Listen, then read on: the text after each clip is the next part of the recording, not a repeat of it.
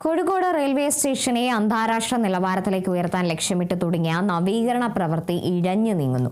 പ്രവൃത്തിയുടെ കരാർ കാലാവധി പൂർത്തിയാകാൻ 1 വർഷം മാത്രം ബാക്കി നിൽക്കെ 20% ജോലികൾ മാത്രമാണ് പൂർത്തീകരിച്ചിട്ടുള്ളത്. എന്നാൽ അതിനായി മാത്രം കരാർ കമ്പനി കൈപ്പറ്റിയത് 80 കോടിയോളം രൂപയാണ്. കാലപ്പഴക്കമുള്ള കെട്ടിടങ്ങൾ ഉൾപ്പെടെ നവീകരിക്കുന്നതിൽ അനാസ്ഥ കാണിച്ച കരാർ കമ്പനി റാങ്കിനെ പുറത്താക്കണമെന്ന ആവശ്യവും ശക്തമാണ്. 3 വർഷത്തിനകം കോഴിക്കോട് റെയിൽവേ സ്റ്റേഷനെ രാജ്യാന്തര നിലവാരത്തിലേക്ക് ഉയർത്തുമെന്ന് പ്രഖ്യാപിച്ചുകൊണ്ട് തുടങ്ങിയ നിർമ്മാണ പ്രവൃത്തി 2 വർഷം പിന്നിടുമ്പോഴും 20% പോലും പൂർത്തിയായിട്ടില്ല എന്ന വസ്തുതയാണ് നമുക്ക് വ്യക്തമാകുന്നത്. അതിൻ്റെ ഒരു പശ്ചാത്തലം കൂടിയാണ് നമ്മൾ ഈ കാണുന്നത്. ഇപ്പോഴും കോഴിക്കോട് റെയിൽവേ സ്റ്റേഷൻ്റെ നവീകരണ പ്രവൃത്തി ഇഴഞ്ഞു നീങ്ങുകയാണ്. 20% ജോലികൾ മാത്രമാണ് ഏറ്റവും ഒടുവിൽ പൂർത്തീകരിച്ചിട്ടുള്ളത്. ഇനിയും 80% ജോലികൾ പൂർത്തീകരിക്കേണ്ടതുണ്ട്. 200ഓളം തൊഴിലാളികളും മറ്റ് യന്ത്രസാമഗ്രികളും ആവശ്യമുള്ള ഈ പ്രവൃത്തിക്ക് ഇപ്പോൾ ജോലി ചെയ്യുന്നത് 60നും 70നും ഇടയിലുള്ള തൊഴിലാളികൾ മാത്രമാണ്. മതിയായ യന്ത്ര സംവിധാനങ്ങൾ ഉപയോഗിക്കുന്നുമില്ല. അതിനിടെയാണ് കരാർ കമ്പനിയായ റാങ്ക് ഈ പ്രവൃത്തി ഇഴഞ്ഞു നീക്കുന്നതിനെതിരെ വിമർശനവുമായി ജനപ്രതിനിധികൾ തന്നെ രംഗത്ത് വന്നിട്ടുള്ളത്. കരാർ കമ്പനിയായ റാങ്കിൻ്റെ കരാർ റദ്ദ് ചെയ്യണമെന്ന ആവശ്യം കോഴിക്കോട് MP MK രാഘവൻ തന്നെ ഉന്നയിച്ചിട്ടുണ്ട്. കേന്ദ്രമന്ത്രി സുരേഷ് ഗോപിയുടെ സാന്നിധ്യത്തിൽ കഴിഞ്ഞ 3 മാസം മുൻപ് നടന്ന അവലോകന യോഗത്തിൽ തന്നെ അദ്ദേഹം ഈ ആവശ്യം ഉന്നയിച്ചിരുന്നു. അന്ന് റെയിൽവേ വകുപ്പ് ഉദ്യോഗസ്ഥരടക്കം ഈ കരാർ കമ്പനിയായ റാങ്കിൻ്റെ കരാർ റദ്ദാക്കുമെന്നുള്ള ഒരു ഉറപ്പ് MP-ക്ക് നൽകിയിരുന്നു. എന്നാൽ പിന്നീട് അതുണ്ടായില്ല. പിന്നീട് ഇതിൻ്റെ നിർമ്മാണവുമായി ബന്ധപ്പെട്ട പൈലിംഗ് പ്രവർത്തികളുടെ കാരണം കൂടിയാണ് കോഴിക്കോട് റെയിൽവേ സ്റ്റേഷനിലെ 2ാം പ്ലാറ്റ്ഫോമിലെ പഴയ ക്ലോക്ക് ടവർ തകരുന്നതിലേക്ക് നയിച്ചത് എന്ന ആരോപണവും ശക്തമാണ്. അത് സംബന്ധിച്ച വിശദമായ അന്വേഷണം വേണമെന്ന് Kozhikode MP MK Raghavan railway മന്ത്രിക്ക് തന്നെ നിർദ്ദേശവും നൽകിയിട്ടുണ്ട്. ആ ആവശ്യം അദ്ദേഹം റെയിൽവേ മന്ത്രിയോട് ഉന്നയിച്ചിട്ടുമുണ്ട്. ഈ പശ്ചാത്തലത്തിൽ ഇവിടുത്തെ നിർമ്മാണ പ്രവൃത്തിയുടെ വേഗത എങ്ങനെയെന്ന് പരിശോധിക്കുകയാണ് നമ്മൾ. നിലവിൽ നേരത്തെ സൂചിപ്പിച്ചതുപോലെ 200 തൊഴിലാളികളെങ്കിലും വേണ്ടിയെടുത്ത് 60നും 70നും ഇടയിൽ അടുത്ത തൊഴിലാളികൾ മാത്രമാണ് ജോലി ചെയ്യുന്നത്.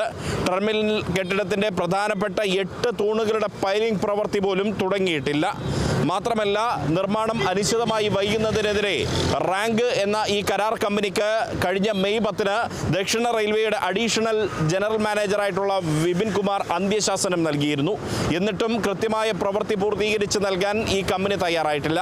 മാത്രമല്ല, ഇവിടെ ഈ കോഴിക്കോട് റെയിൽവേ സ്റ്റേഷനുമായി ബന്ധപ്പെട്ട് പഴക്കമുള്ള കെട്ടിടങ്ങൾ പൊളിച്ചു നീക്കാതെയാണ് പൈലിംഗ് പ്രവൃത്തികൾ നടത്തുന്നത് എന്ന ആക്ഷേപവും ആരോപണവും ശക്തമാണ്.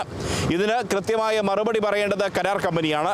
ഈ കരാർ കമ്പനി ഇതുവരെയായി ബില്ലിനത്തിൽ മാത്രം 80 കോടിയോളം രൂപയാണ് കൈപ്പറ്റിയിരിക്കുന്നത്. പദ്ധതിയുടെ ആകെ നിർമ്മാണ കരാർ 450 കോടി രൂപയാണ് എന്നത് ഓർക്കണം. അതിനിടെയാണ് 20% പ്രവൃത്തി മാത്രം പൂർത്തീകരിച്ചതിനിടെ 80 കോടിയോളം രൂപ ഈ കരാർ കമ്പനി കൈപ്പറ്റിയത് എന്ന വിശദാംശങ്ങളാണ് പുറത്തു വരുന്നത്. ആവശ്യമായ യന്ത്രങ്ങളോ അല്ലെങ്കിൽ മാനവ വിഭവശേഷിയോ ഇല്ലാതെ, തൊഴിലാളികളോ ഇല്ലാതെയാണ് ഇത്തരത്തിലുള്ള ഒരു പ്രവർത്തനം ഇവിടെ ഈ കരാർ കമ്പനി നടത്തുന്നത്.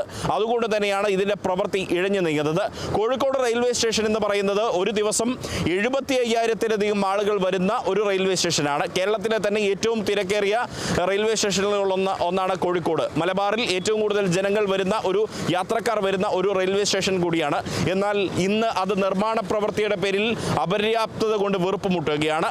അതിനിടെയാണ് ചില ജീവന് പോലും സുരക്ഷയില്ലാത്ത വിധത്തിൽ പഴയ ക്ലോക്ക് ടവർ അടക്കം തകർന്നു വീഴുന്ന സാഹചര്യം ഉണ്ടായിട്ടുള്ളത്. കൃത്യമായ പൈലിംഗ് പ്രവർത്തികളും ഇതുവരെയായിട്ട് പൂർത്തീകരിച്ചിട്ടില്ല. അത്തരം സുരക്ഷ പോലും പരിഗണിക്കാതെയുള്ള പ്രവർത്തനങ്ങളാണ് ഇപ്പോൾ ഇവിടെ നടക്കുന്നത്.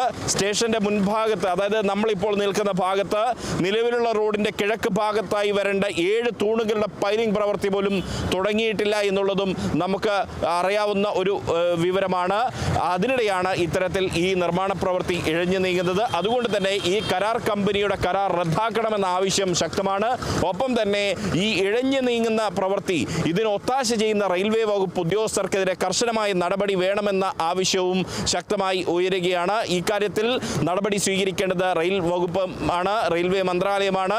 ഈ ഒരു ആവശ്യവുമായി കേരളത്തിലെ ജനപ്രതിനിധികൾ, MLA-മാരും MP-യും അടക്കമുള്ളവർ ആവശ്യം ഉന്നയിച്ചു കഴിഞ്ഞിട്ടുണ്ട്. ഇതിൽ റെയിൽവേ മന്ത്രാലയം എന്ത് നടപടി സ്വീകരിക്കുമെന്നുള്ളത് നമുക്ക് കാത്തിരുന്ന് കാണാം. കാരണം ഇനി ഇനി കരാർ പ്രവൃത്തി പൂർത്തീകരിക്കാൻ ബാക്കിയുള്ളത് കേവലം ഒരു വർഷം മാത്രമാണ്. അതിനിടെ ഇനി അവശേഷിക്കുന്ന 80% പ്രവൃത്തി പൂർത്തീകരിക്കാൻ ഈ റാങ്ക് എന്ന കരാർ കമ്പനിക്ക് സാധിക്കുമോ എന്നുള്ളത് കാത്തിരുന്ന് കാണേണ്ട കാര്യമാണ്.